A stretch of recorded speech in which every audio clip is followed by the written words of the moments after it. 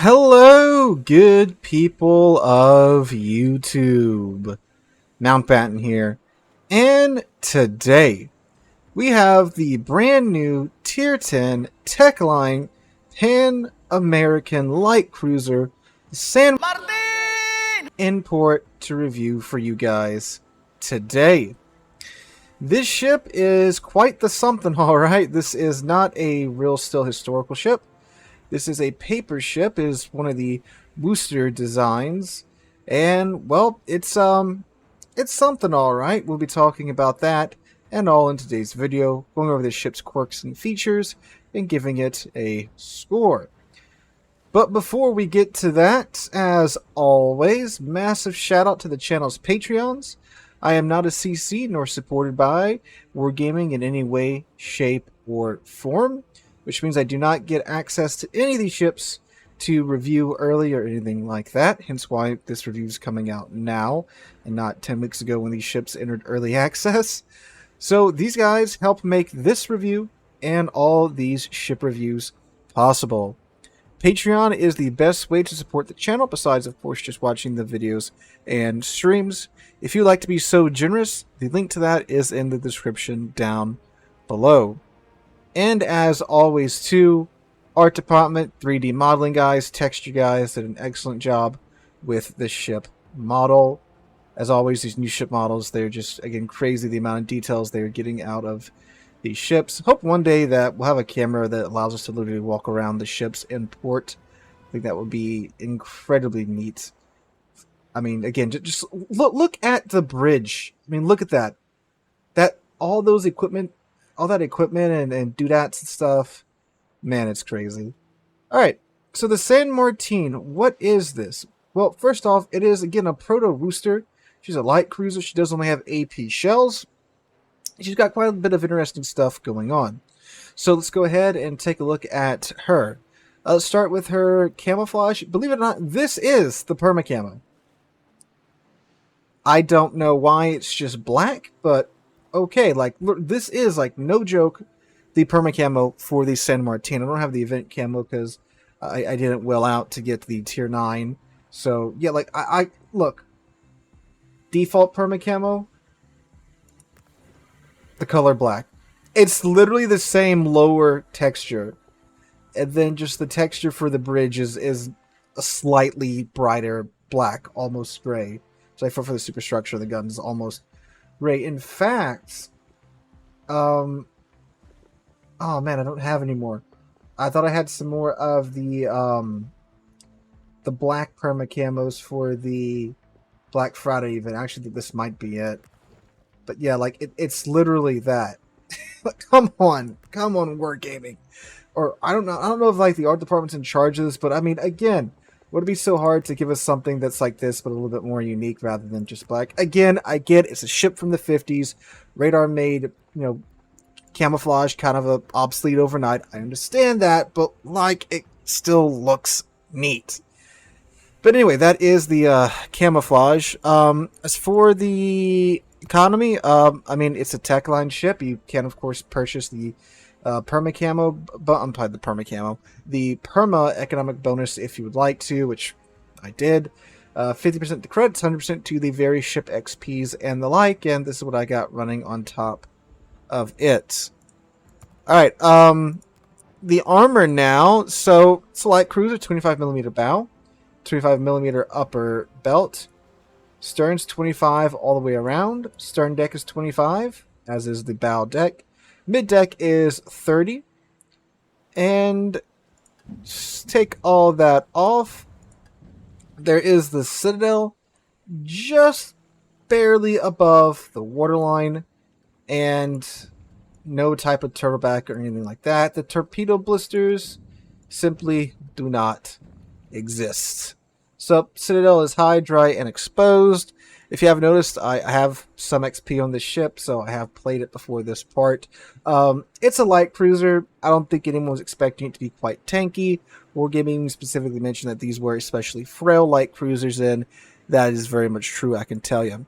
Survivability, you have 49,800 hit points and 7% torpedo damage reduction. Now, the guns. you get 2 dual-mounted 152mm guns, and then you get 2 triple-mounted 152mm guns, for a grand total of 10 152mm guns. Base reload time is 6 seconds, the turret's 180 and 7.2 seconds. These triple turrets are 360, so that's cool. Max dispersion 131 meters at 15.5 kilometers. The maximum damage of the AP shell is 3,400, and it does travel at 812 meters a second, and it does get the improved AP pin angles, so they do bite at a much sharper angle than their 152mm counterparts of other nations. She does get torpedoes. You get 10 533mm torps in 2 racks, 1 per side. They have a 180 time of 7.2 seconds, reload time 106 seconds, a range of 10.5 kilometers, maximum damage of 17,500, a top speed of 66 knots, and they're detectable from 1.3 kilometers away.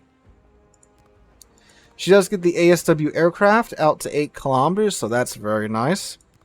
She's an A rating of 85.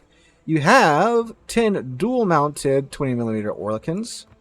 You have 2 single-mounted 76.2mm guns in the rear nest back here. You have 9 dual-mounted 76mm guns. And then you get the 2 dual-mounted 152s, and then the 2 triple-mounted 152s as well, so the main battery is dual purpose. This goes out to 6.9 kilometers base. Maneuverability, she has a top speed of 34 knots and a turning radius of 790 meters, and a rudder shift time of 11.4 seconds. Concealment base is 11.3 kilometers. Now for her consumables and her box O gimmicks, you have some choice here. You can get surveillance radar that's out to 9 kilometers with a base runtime of 25 seconds, cools down in 180 seconds, 4 charges base. It can be swapped out for spotting aircraft if you wish to do so. That is my Discord and not yours. And then you have hydroacoustic search, which goes out to 3 kilometers, so a personal hydro, and takes 180 seconds to cool down, but is active for 100 seconds, 4 charges base. Or you can swap it out for DFAA. Again, your choice. Her heal regens 747 HP per second and is active for 20 seconds, has a base cooldown time of 180 seconds. And you might be thinking, well, god dang, Sealord, that's 2 minutes and change. It is, but behold, the gimmick. So, her combat instructions is that once you fill up the bar, you can pop this and get an 85% bonus to the cooldown time of your consumables. If you're wondering, it takes this down to about 25 seconds. That's pretty darn good. Now, how easy is it to fill this bar up? Well, it's not that bad, actually. It's pretty easy to do. The main thing is that you have to kind of keep firing for a pretty long duration, because you have to hit shells in order to get this filled up. 3% per main battery shell hit. Now you have 10 guns, 6-second base reload time. It's not that hard to do, but we'll talk more about that in the review section. So I'm going to go ahead and slap the commander module build on my San Martin, and I will be right back. Alright, so module build. I went with main armaments mod 1 because, well, this is a light cruiser, and, well, you really need your main gun. So this gives us a 20% buff to the risk of the main battery becoming incapacitated, 50% buff to the main battery survivability, a 20% buff to the main battery repair time. Apply that to the torpedoes as well. Then with engine room protection, because light cruisers are, well, lightly armored, getting your engine knocked out sucks, so if we can prevent that from happening, that's nice. So you get a 20% buff to the risk of the engine becoming incapacitated, and a 20% buff to the engine repair time. Apply that to the steering gears as well. Then I went with aiming systems mod 1 to give us a 7% buff to the dispersion. And then I went with propulsion mod 1 in order to cut the time it takes to get the ship to full speed by half. I feel like the ship you're not really going to be maneuvering that much, and using your speed, it'll be easy to hop in and out of island cover, and plus you can throttle juke decently well with it. Again, more on that in the gameplay section. Concealment mod 1 to get our concealment down by 10%, and then the reload module to get our main battery reload time down by 12% as well. This does apply a 13% debuff to the main battery traverse speed, so there's that. But with the 360 guns, and honestly the turret traverse plenty fast anyway, not much of an issue there.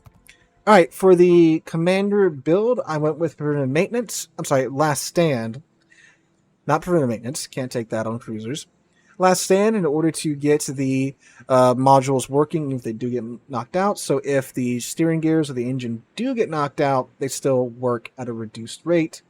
Then I went with safety circles, so I know how many enemy ships are targeting me. That's something that's very important to know when you're playing a light cruiser. First 3-point skill would be Adrenaline Rush. This way we get a buff to the main battery reload time every time we take a bit of damage at the rate of 0.2% for the main battery and torpedo tube reload time per 1% of HP lost.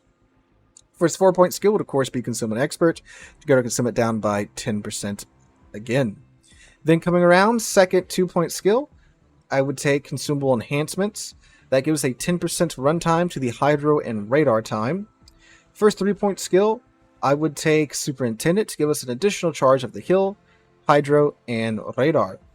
Then Survivability Expert to give us a buff to our HP at the rate of 450 HP per tier. And then last 3-point skill, I would take Enhanced Torpedo Explosive Charge to give us a 15% buff to the torpedo damage. And here are the relevant flags that I have moduled up. Well, equipped, I should say. So what does that do? Well, we now have 54,300 survivability hit points. The guns now reload in 5.3 seconds and have a maximum dispersion of 122 meters at 15.5 kilometers. The torpedoes now do 20,125 maximum damage. And our concealment is now down to 9.1 kilometers. Oh, and our speed is up to 36 knots with the flag equipped. Alright, so I'm going to go ahead, hop into battle with the San Martin, and I'll see you guys right there.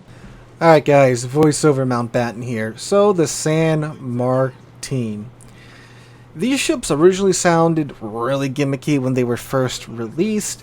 We also had the issue of that they aren't really historical. We're getting kind of made up these proto-booster designs and said, oh, this is what the US could have sold to these South American countries, yada yada yada, whatever. So that aside, the San Martin, in my opinion, is pretty good. I do like that they managed to gimmick her down a bit. Don't get me wrong, ship is super gimmicky, alright? But we don't have the silly combat instructions coming out on Techline ships just yet. We'll see if they survive on the Spanish cruisers, but they have been knocked down here quite a bit. Originally, I believe they had a reload booster and they improved the AP performance, but again, like we just saw the Spanish cruisers, a lot of those got knocked off of those ships as well. So, obviously, that's the most unique thing about this ship. Other than that, it feels like a slightly slower firing Minotaur at times, obviously without the smoke screens. It's like a weird blend between the British cruiser playstyle and the American cruiser playstyle, because you're doing more island hugging, because again you don't have the smoke screen of the British cruisers, you don't have the long range, mid to longest range single drop torpedoes of the British cruiser, but you still do have torpedoes, which are quite useful in a pinch. But typically, island hugging, spamming lots of AP, you aim for the superstructure of other battleships and the extremities of battleships. These can eat through most heavy and light cruisers pretty well, especially if they goof up and show you broadside. In terms of DDs, the shell ballistics and characteristics are generally comfortable enough to hit DDs from medium to close in range. Obviously, longer range, they do get a little floaty.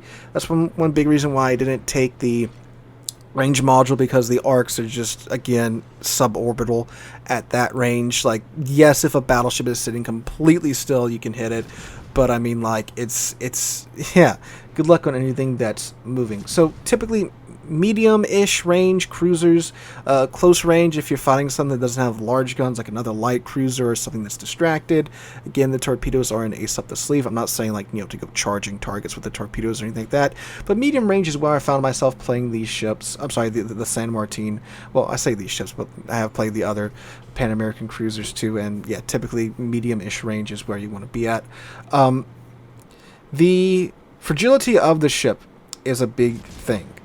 But that takes me back to what I was originally saying. The combat instructions help out a ton in that regards. And again, it's the most unique thing about this ship. So, again, you fill the bar up by hitting enemy ships with the shells of your ship. It does take a second to get it filled up in some situations, because obviously ships move, and if you're dealing with a cruiser, heavy cruiser, light cruiser, or DD, yeah, it's kind of rough to get that bar filled up because it does start to drain quite quickly if you don't consistently hit your targets. And this isn't like the other combat instructions for like the super battleships where you have to hit near the target to get it filled up. It's no, you have to hit the target. So obviously an ideal situation is finding like a battleship that's just sitting bow on, just start throwing AP in his face, especially if you have an island, then you're set at that point. Chunk his superstructure, hit his ship, get that bar filled up, and then hold on to it. Because now you have this super heal that re-heals a large portion of your health, and you can get 2 charges just like that. A 25-second reload on a hill this good allows you to survive much longer than you have any business surviving in a ship that is this frail. Now, again, you can hold on to this charge once it's filled up. You can hold on to it for forever, and I did not have any problems at all, eating dirt, popping a heal, then popping that reload. I'm sorry, that combat instructions to get the reload on that heal down to 25 seconds, to where I have another one going. And since you have that heal pretty much available to you in 25 seconds, if you keep the guns firing and you keep hitting a target, you have what can be, for brief moments, a very survivable cruiser. Now, obviously, if you get blamped by a battleship that catches your flat broadside, yeah, you're going back to port, or you're going on to your next game now with the continuation to the next battle that they added in recently. But, yeah, it is remarkably survivable for a light cruiser, and I like what they've done, because in order to get this high survivability out of this cruiser, you have to keep firing. You have to keep in the game. You can't just, do like Goliath and like Conqueror and like, you get hit once really bad and you have to go on the back and you have your super heal to fall back on. You kind of take your ball and go home. You have to stay in the fight in order to get the most out of this ship. And I really like that design. And that's a really clever way to deal with the situations that we have in a lot of higher tier games now, where everyone's sitting in the back. I mean, one, you can't do it with this ship because the ballistics on the guns are terrible at long range, and 2, again, to get the most out of it, you have to stay in the fight. And I really like that. I think that's a really clever way to, again, fix this situation at higher tier, or encourage more aggressive, more mid-range gameplay. So that gets high regards from me. Yes, it is gimmicky, I understand that, but I mean, if you're going to just keep dumping gimmicks into the game, we need more stuff like this that encourages players to, stay in the fight, keep going, don't sit in the back, so I like it. Torpedoes. Obviously, this is supposed to be an American-based cruisers. American cruisers typically don't have torpedoes. So how are they? Very good, in my opinion. I mean, they're great for, again, chunking down a lane that you think someone might be trying to come down. It does also solve an issue that the American cruisers normally have to deal with, which is that, yeah, you're hugging an island, but now, let's say the enemy team is, has pushed your team out and you're stuck there on the island. You now have these torpedoes to where you can use them in your own defense if someone does try to come around the corner and blap you out of existence. but also too, you can, of course, you know, it's there the ace up your sleeve if you do get forced into a brawling situation, which, again, you'd be surprised, since you do have the heal that can reprint a good chunk of your ship's health, how well this ship can brawl when it really needs to. Again, I'm not saying it's an amazing brawler, but if you gotta do it, it can, you know, stick around a little bit longer than most other light cruisers. So overall, in my opinion, the San Martin, 8 out of 10. Great tier 10 ship. This is one of the better Techline ships that they've released recently, in my opinion. And for someone that doesn't play a light cruisers like at all, great ship. Of course, it doesn't have HE, but I mean, you have the improved pin angle AP, which does put in a lot of work. So pros of the ship: you have 10 152mm guns equipped with the improved pin AP. So again, battleship extremity, superstructure, even the upper armor of some battleships, this thing will absolutely chew through them. Of course, heavy cruisers and light cruisers, you'll have no problems with them. DDs, it's okay, you know. The fire rate isn't great for dealing with DDs, but typically I'd found myself removing 2 to 3k per salvo for DDs. It does, of course, have the torpedoes, you know, again, great asset to have if you're hung in an island and getting pushed, or if you need to do some, you know, improvised brawling. Radar, great 9-kilometer radar, 25 seconds plus, depending upon how you want to build for it. Obviously, big, useful tool in a team-based game. Hydro, more of a personal hydro, but when you're having to push into islands and stuff, gives you the confidence for that. And again, with submarines nowadays, that's very important to have that hydroacoustic search. Heal, great here, super heal. Does have a very long cooldown time if you don't have your combat instructions up. And if you don't have your combat instructions up, and there are situations where you do get on the open water maps that can be a little awkward, and I'll talk more about that in the cons. I believe that's it. Oh, and good AA. It does actually have good AA, surprisingly so, especially, of course, if you fit DFAA on it, and you can swap out the radar for spotter if you want to for some reason, but hey, the option is there, so it does give you options. Cons. Well, it is very dependent upon getting the right map. There are situations when you are stuck in open maps where it's like, man, I don't have a lot of islands to go to use for cover, so you're kind of stuck open watering it, which can be awkward, but it also can work. I try to throttle juke, that's why I have the propulsion mods on. It's not, of course, amazing at it versus something like the Kleber, obviously, but it has varying degrees of success, and with the super heal, you can, again, extend your lifespan beyond what it should be when needed to. Of course, though, super heal or not, the ship is extremely squishy. You will be absolutely blapped if you get caught showing broadside to a battleship with larger caliber guns or anything with good alpha. Of course, no HE, so if you are in a situation where the enemy ship is fully damage saturated, you're doing minuscule damage and you can't light fires or anything like that. And against DDs, you can't really break modules at all without HE. You can, it's apparently very rare, and I have managed to get it done once or twice, but of course HE is much better at it than AP. But overall, in my opinion, a really solid Techline ship, 8 out of 10, great for random battles. Will it do great in competitive? Probably not, a little too squishy for that. And I mean, if you need a ship with a super heal, there's ships with better super heals that are more suited for the clan battles play style, in my opinion, at least. So guys, that's my view of the San Martin. Let me know what you guys think in the comments down below. Hope you have a wonderful Saturday, have a wonderful weekend. If you did enjoy the video, make sure to drop a like, leave a comment, subscribe to the channel. We're on way to 50,000 subs, and I can't thank you guys enough for that. Hope you guys have a great weekend. Hope to catch you guys in the next one.